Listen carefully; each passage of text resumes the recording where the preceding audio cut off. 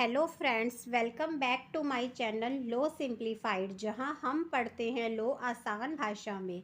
आज हम Indian contract act का एक बहुत ही इम्पॉर्टेंट और एग्ज़ाम के पॉइंट ऑफ व्यू से फ्रिक्वेंटली आस्क्ड प्रोविज़न समझने वाले हैं। Section 25, agreement without consideration is void. चलिए बिना समय गवाए शुरू करते हैं। सबसे पहले समझते हैं basic rule. Basic general rule यह कहता है no consideration no contract, agreement without consideration void.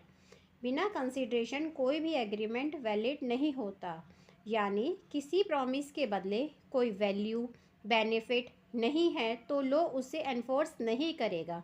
लेकिन सेक्शन 25 कुछ ऐसी सिचुएशन में बिना कंसिडरेशन के एग्रीमेंट को वैलिड मानता है। चलिए देखते हैं वो 3 इम्पॉर्टेंट एक्सेप्शन कौन से हैं। First, natural love and affection. Second, past voluntary service. Third, time barred debt. इसमें एक एक्सप्लेनेशन भी दी गई है। Completed gift is valid even without consideration. दिया गया गिफ्ट भी बिना कंसिडरेशन के वैलिड माना जाता है। चलिए अब सारे एक्सेप्शन को डिटेल में पढ़ते हैं। First, natural love and affection. किसी को लव एंड अफेक्शन से दिया गया गिफ्ट भी बिना कंसिडरेशन के वैलिड होता है, लेकिन उसके लिए कुछ कंडीशंस दी गई है। अगर ये सारी कंडीशन फुलफिल होती है तो ऐसा कॉन्ट्रैक्ट वैलिड माना जाता है। First, party standing in a near relation. Contract की दोनों पार्टीज़ है वो नज़दीकी रिश्ते में होनी चाहिए। Agreement should be expressed in writing. जो एग्रीमेंट किया गया है वो राइटिंग में होना चाहिए। एग्रीमेंट रजिस्टर्ड होना चाहिए। Agreement should be made in natural love and affection. Agreement natural love और अफेक्शन में बना हुआ होना चाहिए। जैसे इसको हम एक एग्जांपल से देखते हैं। A for natural love and affection promise to give his son B ₹1000। A अपने नेचुरल लव एंड अफेक्शन से अपने बेटे बी को प्रॉमिस करता है कि वह उसे 1000 रुपये देगा। A put his promise to be into writing. वह अपने प्रॉमिस को राइटिंग में देता है एंड रजिस्टर इट, और उसे रजिस्टर भी करा देता है। This is a contract. यह एक वैलिड कॉन्ट्रैक्ट होगा। कैसे? देखो, इसके अंदर ये सारी कंडीशन फुलफिल हो रही है। बी ए का बेटा है तो वो नियर रिलेशन में है। नेचुरल लव एंड अफेक्शन में वह काम कर रहा है।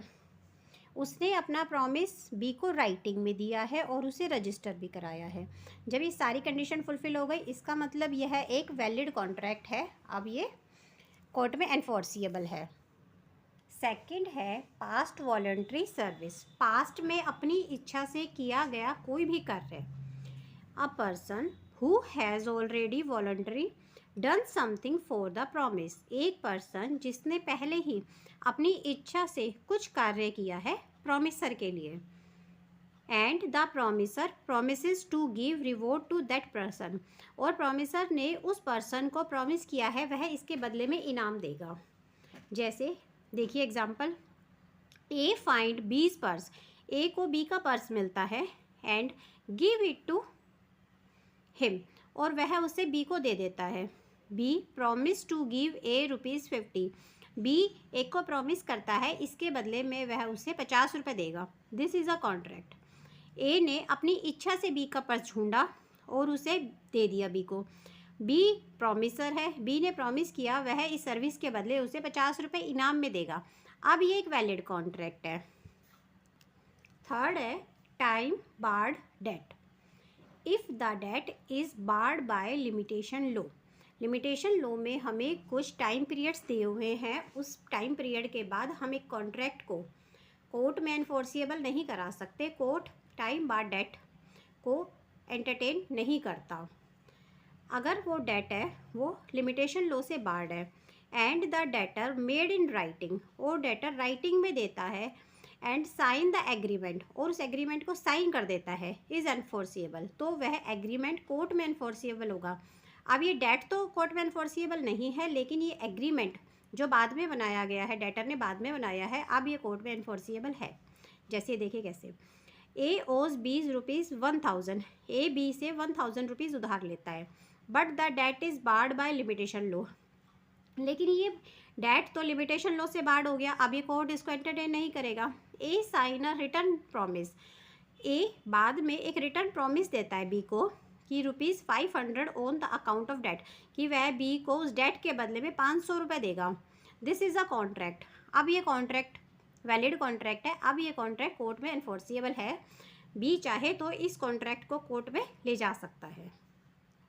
सेक्शन 25 में 2 एक्सप्लेनेशन भी दी गई है जो एग्ज़ाम के पॉइंट ऑफ व्यू से बहुत इंपॉर्टेंट है। चलिए हम इन्हें भी पढ़ते हैं। एक्सप्लेनेशन 1 बोलती है a completed gift is valid even without consideration. जो एक दिया गया गिफ्ट है वो भी वैलिड कॉन्ट्रैक्ट माना जाता है जबकि उसके अंदर कोई भी कंसिडरेशन नहीं होता। Explanation 2, agreement is not void. Agreement void नहीं होगा मेयरली सिर्फ इसलिए because the consideration is inadequate, क्योंकि जो कंसिडरेशन है कॉन्ट्रैक्ट का वो पर्याप्त नहीं है। यानी कि कॉन्ट्रैक्ट के लिए कंसिडरेशन का पर्याप्त होना कोई ज़रूरी बात नहीं है।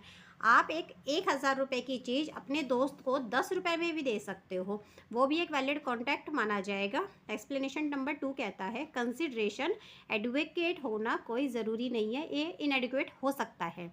तो यह थी सेक्शन 25 की explanation. Thank you for watching.